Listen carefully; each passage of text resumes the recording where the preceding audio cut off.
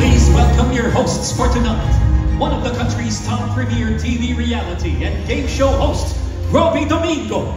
Actress, television host, top-notch performer, the prime gem, Bianca Umali. One of the most empowered women and multi-awarded actress, Honorable Aiko Melendez. And Asia's multimedia star and the reigning box office king, Alden Richards.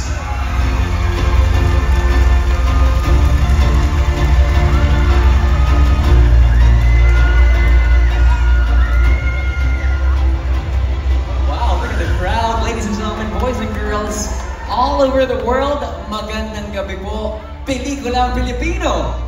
The grandest reunion of the biggest and brightest array of cinema's top actors and filmmakers are all here tonight. That's right, Robbie, and this is going to be another milestone night for the industry as we celebrate 40 glorious years of Philippine cinema as seen through the eyes of the Philippine Movie Press Club.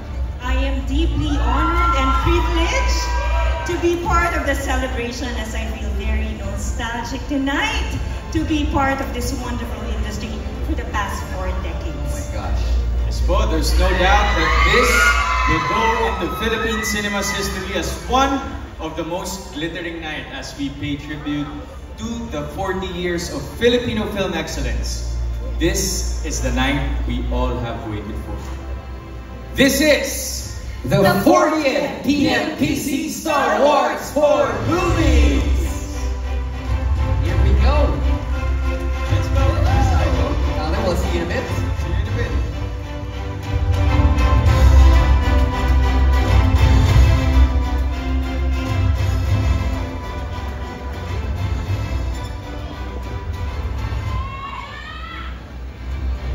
All right. This is going to be a very exciting night for everyone because PMPC will give out more than 40 star trophies and special awards for the 40th edition of the Star Awards for Movies. Miss Aiko, excited ka na ba? Siyempre naman, Alden. Pero alam mo, dapat mas excited ka eh. Kasi mas madami kang nominations tonight. Sana po. Congratulations sa Filipino fans. Thank you po. And of course, ang dami nating parangal na bibigyan ngayong gabi. Kaya siguro, simulan na natin with the technical categories, which are equally important in the total look of the movie. Yes, correct po yan. But before we start, let us acknowledge our trophy presenters for tonight who will assist the members of the PMPC to award winners. Please welcome Enrico Cruz, Dre Arias, Patrick Rojas, and Miggy Bao. And of course, Alden, for the first time in its 40th year history, the PMPC decided to deliver it early and announce the winners weeks before tonight. So, except for the 6 major categories, Indie and Movie Director of the Year, Indie Movie and Movie of the Year, Movie Actor of the Year, and the Movie Actress of the Year will all be revealed tonight. Right.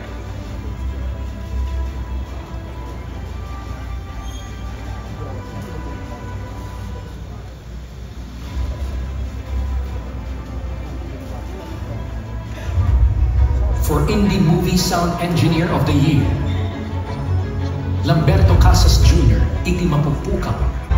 Mabuhay ang PMPC. Pagkatapos ng mga tamang tunog sa bawat eksena, paglapat naman ng musika ang ating bibigyang pansin. This time, let's take a look at the list of indie movie musical scorers of the year. From the exciting musical scores of our top independent films, we now move on to the Movie Musical Scorer of the Year category. Let's meet the outstanding list. For Movie Musical Scorer of the Year, Teresa Marozo, Gomburza. At the Henry Lee Irwin Theater of the Ateneo de Manila University for the 40th Star Awards for Movies. And Alden, our next set of technical categories, both for the indies and mainstream, are some of the most interesting parts of movie making. Tama ka dyan, yan. Kasi kumbaga sa ating mga artista, yan ang parang glam team ng pelikula, di ba? Tama. So, kasi they designed the entire look of the film, pati na rin ang tamang pagkakasunod-sunod ng mga eksena. Lalo na when you look at the movies of 2023. Maraming nag-rewind to as far as the 1800s. So we begin the segment with the awards for the Best Editors of the Year. Here are the outstanding indie movie editors. For indie. Then pinag-uusapan na natin kanina, madalas ang production design ay isang napaka-challenging na aspeto ng isang pelikula, di ba?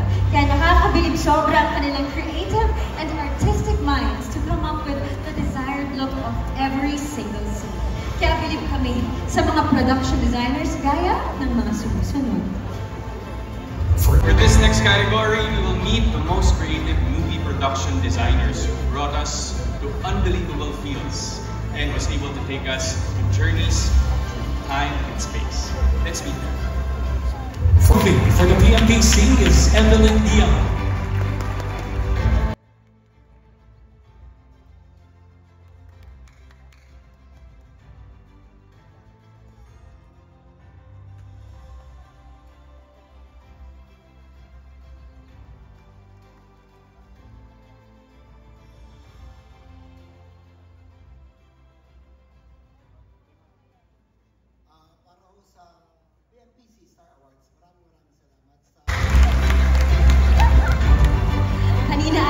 Sabi ni Robbie, movie themes ang isa sa paboritong categories niya. Ako naman, ito ang mga inaabangan ko rin kasi sa mga pelikula, bukod syempre sa mga madidinding aktingan, this is the category for the cinematographer of the year. Yun naman talaga. Agree na agree ako sa'yo dyan. Actually, gusto ko nga rin, pangarap ko rin talaga maging cinematographer. Talaga? You know, upon seeing the film production, diba? Parang sarap niyang gawin. Aabangan namin yan. Yes, because our cinematographers add drama and brilliance to every breathtaking scene. Yan ang magic ng cinematografiya. And here are the nominees for the Indie Cinematographer of the Year. A Swiss Side Love Story.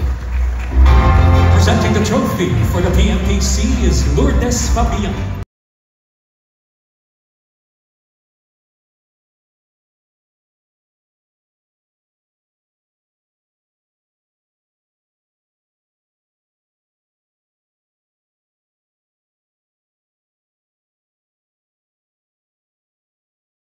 Nagabi po sa inyo lahat. Ako po si Arce de los Reyes, director ng Unravel. Unfortunately, hindi po makakarating si Tom, pero in behalf po of him and of Mavix Productions and sa lahat ng bumubuo ng pelikulang Unravel, nagpapasalamat po kami sa PMPC para sa karangalan na ito. So maraming salamat.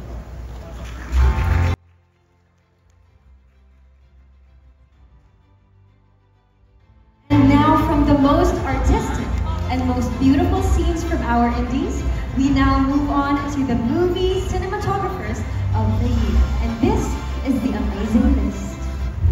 Neil Daza for Firefly. Presenting the trophy for the PMPC is Eric Borromeo.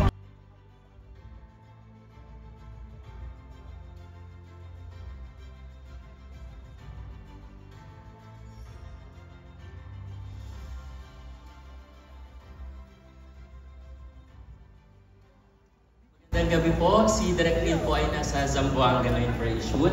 Nais po niya magpasalamat sa PMPC, GMA Pictures and GMA Public Affairs, sa kanilang Camdep, Arian David, Elmer and Sunny, sa bumubuo ng Firefly, aming actor Yuen and Isabel na nandito. And I'd like to share from one of Direk Neil's interviews about Firefly cinematography. 95% of Firefly was shot using natural light. Managing to achieve consistent lighting continuity in films, especially in equatorial regions like the Philippines, is quite a daunting task. Every shooting day from Baseco to Sorsogon became a challenge to chase the right sunlight and what's left of it by 6 p.m. But Zig Dulay's vision carried us through to come up with a heartwarming film about a mother's love and bravery. Muli maraming salamat PMPC at mabuhay ang pelikulang Pilipinas.